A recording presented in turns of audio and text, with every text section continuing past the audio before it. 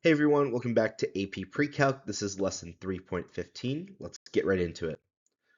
All right, so pause the video if you haven't done 3PI already because I'm about to go over the answer. All right, so here we have a rational function that has a whole at x equals -3 and a vertical asymptote at 2.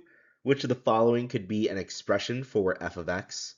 So one thing that you need to know first is when we have holes and vertical asymptotes at these two x coordinates, linear factor wise, they are going to look like not x minus 3, but x plus 3 as a linear factor and x minus 2 as a linear factor. So those are going to be what we're looking for in the numerator and denominator. And then another thing that you need to remember for the AP exam is holes are going to be equally heavy or top heavy. And then vertical asymptotes will just simply be bottom heavy. But there's one condition with this, and that is holes and vertical asymptotes come from when you divide by 0, and so they have to be seen at least in the denominator once. If they aren't seen, if they're only seen in the numerator but not seen in the denominator, then they would be considered a 0, which is in the numerator only. All right, so let's take a look at each option and see which one produces a hole at -3 and a vertical asymptote at 2. For A here, we see x plus 3, which is a 0 at x equals -3. Here, this is only in the numerator, so this is going to be a 0, not a hole. So we can eliminate A. We also see x minus 2 in the denominator.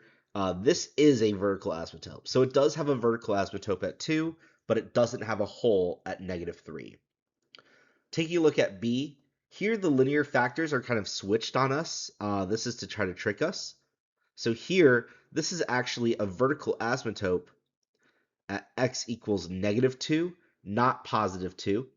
And this would be a hole at x equals +3, not -3. So we can eliminate B from our option choices as well. Taking a look at C, here I see x plus 3, that's the linear factor we're looking for, and this is bottom heavy. So this would be a vertical asymptote, not a hole. So we can eliminate C. Here, if you just take a look at as well, at x equals 2, this is top heavy, right? The degree in the numerator is bigger than the degree or multiplicity in the denominator, which would be a hole, but we need a vertical asymptote. So that should only leave us with D. Let's make sure it's correct though. Here at x equals -3, this is top heavy, which means it's going to be a hole. So that is what we want. That's part 1. And then at x equals 2, this is bottom heavy, right? The multiplicity is bigger in the bottom than it is in the top. And it is going to be a vertical asymptote then, which is what we're also looking for. So D is the correct answer for I. All right, number 2, the table gives selected values of the function h. What could be this data in a semi-log plot where the vertical axis is logarithmically scaled? So really the only thing you really need to know about semi-log plots is they are going to have your y-axis be logarithmically scaled. And what does that mean? If we take a look at, like, let's say A versus option C, A here, our scale is not increasing by the same amount every time, right? You're actually multiplying it by 10, multiplying that by 10, multiplying that by 10. Where C here, you are increasing the same amount for each like tick mark every time. You're adding 200, adding 200, 200, 200, 200, and so on and so forth. And so this is what we see a lot of times with semi-log plots is we're going to want something that looks more like A. So the two semi-log plots are technically A and B. However, we want to make sure they actually contain these points as well. 1 comma 824. This would be this point right here is honestly going to be around like 1 comma maybe 2.9. Definitely nowhere near 824. Where this point is 1 comma and then 100, 2, 3, 4, 5. Trying to get close. That's going to be pretty close to 824. So A is our correct answer there. We can eliminate C and D just because they're not semi-log plots. the y-axis increases by the same amount. Also, one thing to know about semi-log plots before I move on is that it will take exponential data and make it appear linear. And so that's something that we'll need to take away, where this exponential data in nature, right, when we plot it on a normal graph, will appear linear in a semi-log plot. So A is the correct answer here. Let's move on to number 3. When both expressions are defined, what is equivalent to that whole mess? This is going to be related to 3.12, so what we did a few lessons ago. One thing you'll need to memorize is sine of 2x is equal to 2 times sine x times cosine x. So let's substitute that in there. 2 times sine x times cosine x. And then we'll put tangent by itself as well. And then we'll split the cosine, or cosecant, sorry, into its own fraction as well. And then convert everything into terms of sine and cosine. So that tangent I'm going to rewrite as sine x over cosine x. And then the 1 over cosecant I'm going to rewrite as just sine x over 1.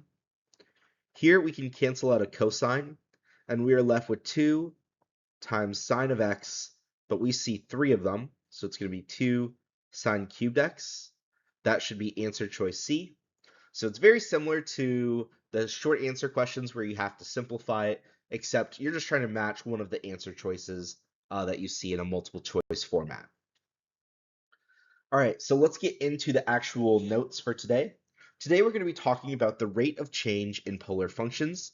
And so in this topic, we're going to learn different ways that we can describe characteristics of a graph of a polar function and see whether a function is getting further away from the origin or getting closer and closer to the origin. Now, while we're going to look at this, or AP wants you to kind of look at this in terms of polar functions, graphing those polar equations, I think it's always going to be easier to think about it in terms of rectangular coordinates or our xy plane that we see here. So let's try example 1. The graph of 1 plus 2 sine x is shown below. Use the graph to complete the given table with the appropriate intervals. So where is f going to be positive and increasing? Well, that's going to be when it is greater than 0, right? Whenever a function is greater than 0, it's going to be positive. Whenever it's less, it's going to be negative. And increasing just means going up. So for the first one, from 0 to pi over 2, and then also from 11 pi over 6 to 2 pi. So 0, x, pi over 2, and then 11 pi over 6, x, 2 pi. Those should be our two intervals that are positive and increasing. Now let's see, where is the function going to be positive and decreasing? Well, that's just going to be that portion of the graph right there, which is from pi over 2 to x all the way to 7 pi over 6 there. And now let's see, where is it negative and increasing? That's going to be where it's below the x-axis but going up. So that's going to be from 3 pi over 2 to x to 11 pi over 6. And then where is it negative and decreasing? That's just going to be this portion of the graph right here. So that's going to be from 7 pi over 6 to x to 3 pi over 2 there. So that should be our answer for example number 1. Now that we have all of our intervals filled out, let's take a look at, during those intervals, what is happening between the distance and the function and the origin. And so remember, the distance between the function and the origin is, let's say at point 0, this is our distance between the function and the origin, which is going to be the x-axis. So that is another name for the origin. So from 0 to pi over 2, let's label our intervals. So here we're also looking at it from 7, there, there, and there. All right. So I'll show this in red first, or sorry, orange, since I have it. From 0 to pi over 2, the distance between the function and the origin is increasing, right? This distance is getting bigger as you're going further and further away from 0. So this is going up. Let's take a look at pi over 2 to 7 pi over 6. Now we are getting closer and closer to the origin, right? The distance of those lines that I'm drawing is getting smaller and smaller. So that distance between the function and the origin is decreasing. Now let's take a look at what happens when you're going in the negative direction, right? Well, when you're negative and decreasing now, you're getting further and further away from 0, so that distance is going to be increasing. Same thing with negative and increasing, right? You are getting closer to 0, so that distance is going to be decreasing. And then finally, that small segment's just going to be exactly like the orange, right? You are positive, so you're above the x-axis, but you're increasing, which means you're getting further away. So this distance is increasing as well. All right. All right, so here is a Mr. Herc exam tip. Basically, what we just did was we looked at the distance from the origin using rectangular points and a regular XY plane that we're really familiar with graphing, right? We've spent more time graphing sine and cosine on an XY plane than we have using polar equations. However, the AP exam will typically ask us this question, like, where is the function getting closer to the origin in terms of polar functions, which is boo, so thumbs down there. Uh, because polar functions are a little bit more complicated, they're hard to graph. A lot of times you're not going to be given the graph of it. And so what you're really just going to want to do is take a function that they give you, put it in rectangular coordinates, right? Sketch the very rough graph of it, and then use that to answer the question. And so if you don't have to deal with polar functions, basically don't. And let me show you an example of a question that you could see and what it could look like. So first, let's go over the quick steps to solve these problems. Basically, you want to first find the zeros of the function, right? Because that's where it's going to change. A function will change from positive to negative is at those zeros. So making sure you have those points kind of locked in is really important. The next step is we're going to sketch a rough graph of the function. You'll always have scratch paper available to you on an AP exam. I would recommend using it. And then the third part is just answer the question, right? Once you have a graph, the question is going to be pretty easy to answer, and I'll show you what I mean by that as well. All right, so for example 2, we have consider the graph of the polar function r equals f of theta, where this is 1 minus 2 cosine theta between 0 and 2 pi. Which of the following statements is true about the distance between the point and the origin? And so here, if this was a multiple choice question, your 4 answers are actually at the bottom of the page. We're going to work through the steps to solve it, but like it would typically just be the question and then the answer underneath. They're not going to give you space or graph like I did with this example. This is just to show you the steps. All right, so step number 1 is find the zeros. This is solving just a basic trig equation. Pay attention to the domain. So we're only looking for angles from 0 to 2 pi. So to solve this, the first step would be to isolate that cosine theta. So I'm going to subtract 1 from both sides. So negative 2 cosine theta equals negative 1. And then I'm going to divide both sides by negative 2 to get cosine theta equals 1/2. From the unit circle, I know this is going to be pi over 3 and 5 pi over 3. So once I have that, I'm going to keep in mind that those are my zeros for the graph, right? And it's important that we find the zeros first because you really want to pay attention to where the function is changing from positive to negative to lock in those points.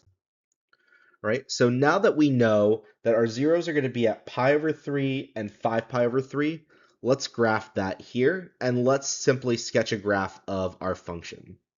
So remember, our equation was 1 minus 2 cosine theta. So that's the equation we're going to graph.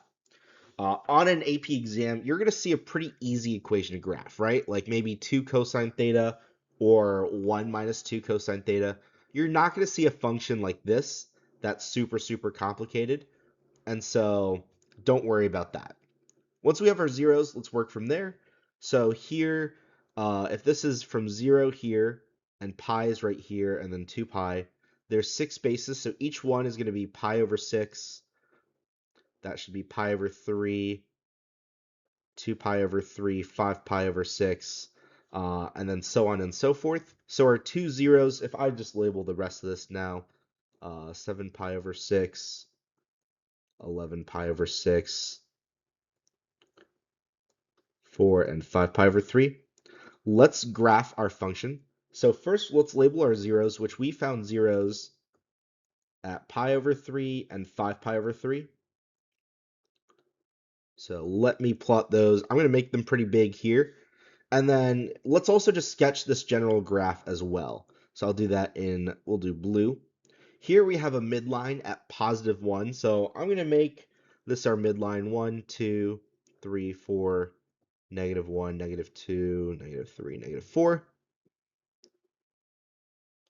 And so that's our midline. And then our amplitude is negative 2.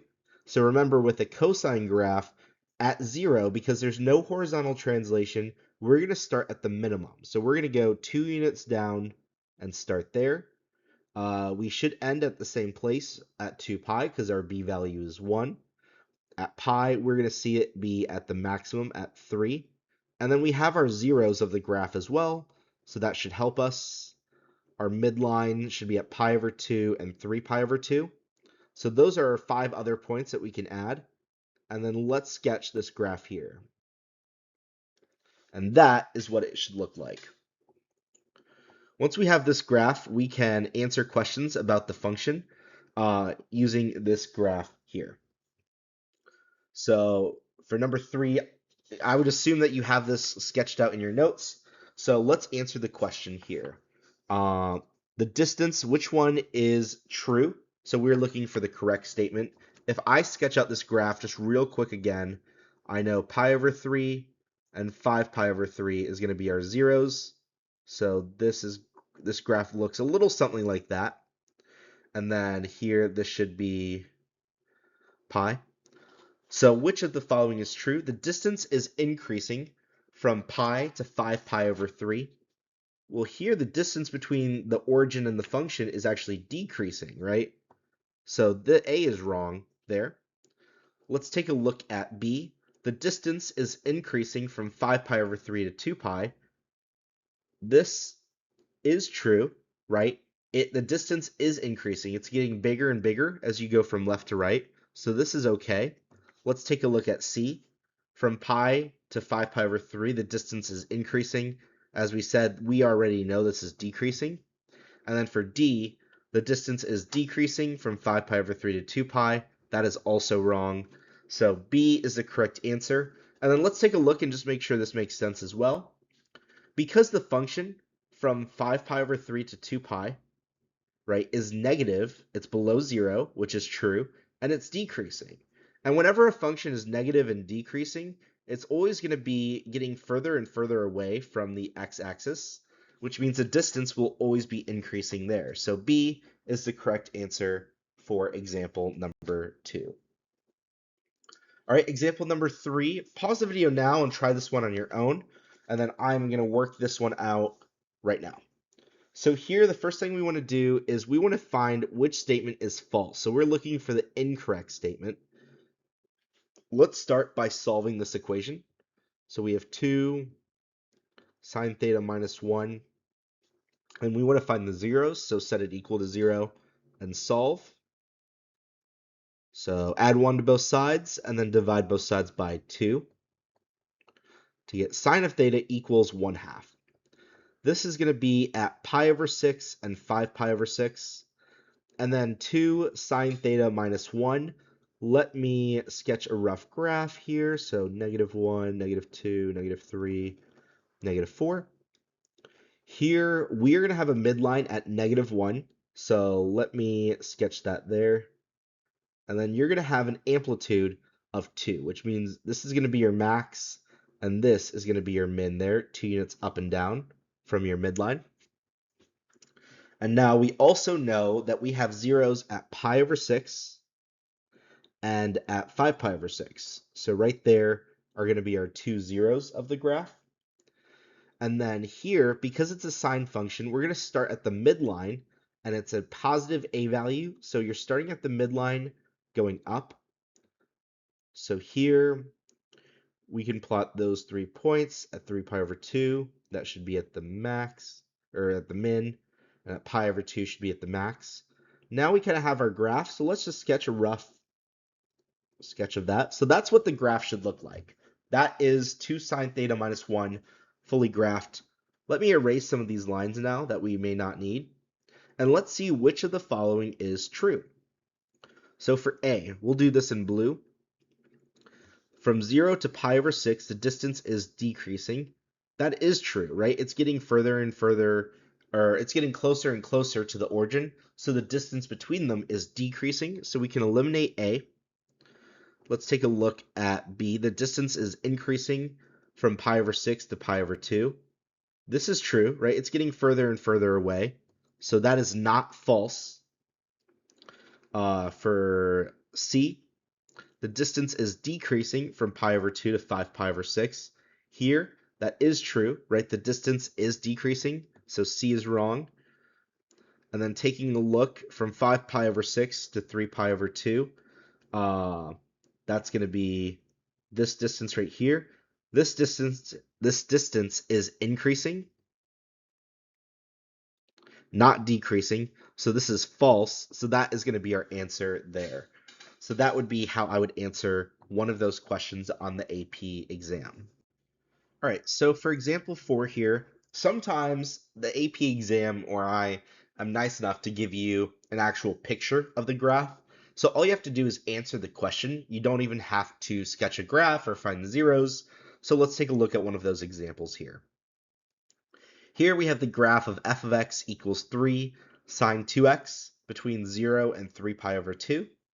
We want to know on which of the following intervals is the distance between the point and the origin decreasing.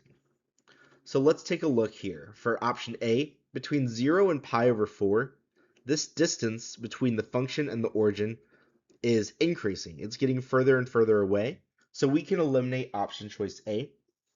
From B, from pi over 2 to 3 pi over 4, this distance is also increasing, right? It's getting further and further away, so it's not decreasing, so we can eliminate B. C, from 3 pi over 4 to pi, this distance is decreasing, right? If you take a look here, when you're going from 3 pi over 4, this distance is getting closer and closer, so the actual distance between the function is getting smaller. So C is our correct answer. And just to make sure, from pi to 5 pi over 4, here this is also increasing, not decreasing.